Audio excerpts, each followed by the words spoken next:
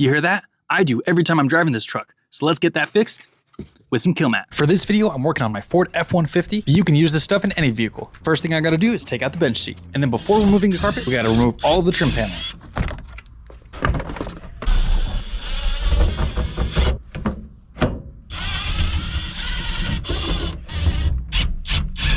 And with these panels removed, we can now remove the carpet in the rear part of the cab.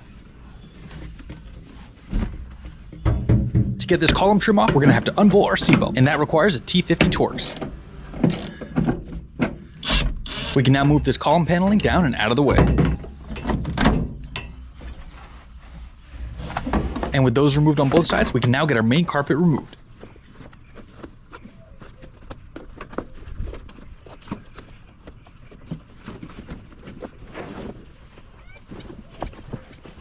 I was surprised to see some factory sound deadener already installed in the truck, but it was super old and crackly and obviously not doing a great job. And the areas like the back wall and the transmission tunnel here weren't even covered at all. Luckily, it was a pretty hot day, so the old mat came up pretty easily with a plastic scraper. And while it was pretty satisfying to watch, I'll do you guys a favor. It's recommended to use 91% isopropyl alcohol to degrease the area, so give that a wipe down, and once you're all done, we can start installing the mats. I got this box of Kilmat on Amazon. It was their 80mm box, and it says it covers about 36 square feet. And at the time, I got mine for around 70 bucks. There are definitely more expensive options that claim to be better, but Kilmat is the benchmark for budget options, and it has fantastic reviews. It comes with a bunch of sheets, so I just started lining them up to see how everything was gonna lay out.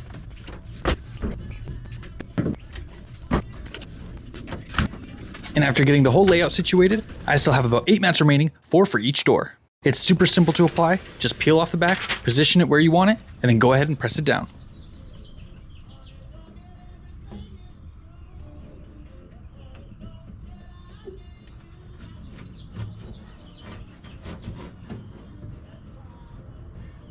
The kit didn't come with a roller, but I picked one up off of Amazon. It has roller bearings, it was super inexpensive, and it did great for this job.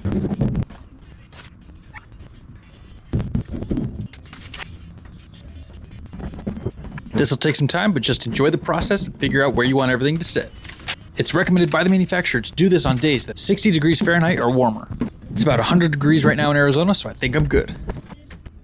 I used an X-Acto knife to cut out any areas of the mats that I didn't want to cover, like mounting holes or rubber grommets. In general, you only really have to cover about 50% of the area of the truck, but like most people, I went a little overboard.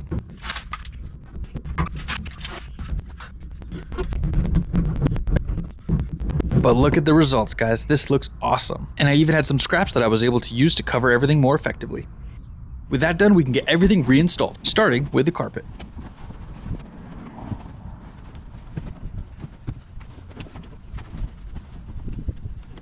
Once our main one's down, then our rear carpet can get installed as well.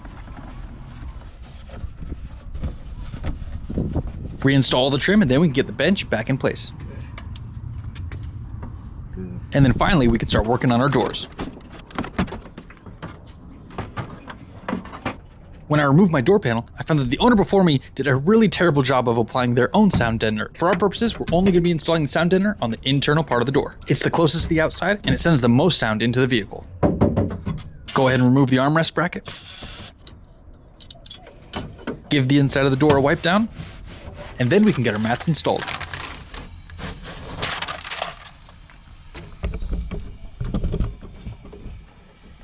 And then do the same thing, apply and roll. It gets a little cramped inside there, so just give it your best go and try to cover as much area as you can.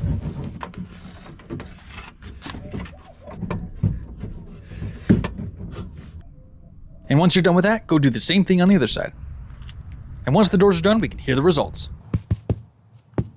And guys, that is so much better than it was before. The metal doesn't reverberate nearly as much as it used to. And now we can take it for a road test. With our new sound deadener installed, the cab is so much quieter, guys. Thank you all very much for watching. If you like this video, give it a thumbs up. And if you want to see more videos like this, subscribe to the channel, and I'll see you on my next auto adventures.